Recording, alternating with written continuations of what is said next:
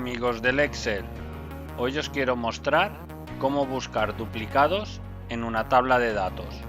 Es muy sencillo.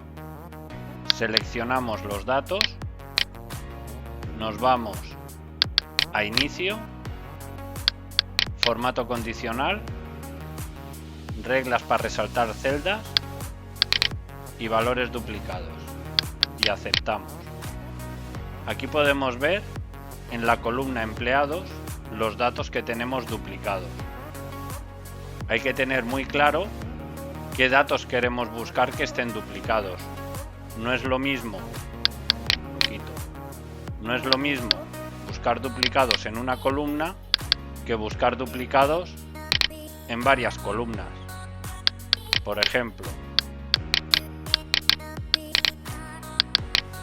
como podéis observar, aquí ya salen más datos duplicados, porque lo que hace Excel es encontrar todo lo que se repite en lo que hemos seleccionado.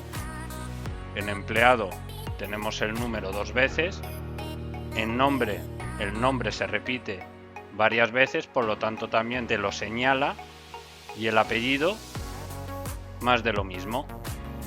Bien, ¿cómo quitamos una selección de datos duplicados?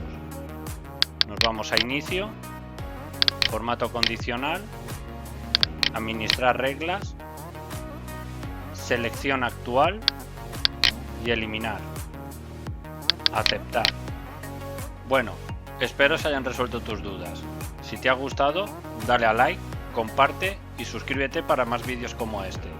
Déjame en los comentarios qué te ha parecido el contenido, cómo puedo mejorarlo o si quieres que haga algún tutorial específico. Me ayudarás mucho. También puedes seguirme en las redes sociales. Hasta pronto.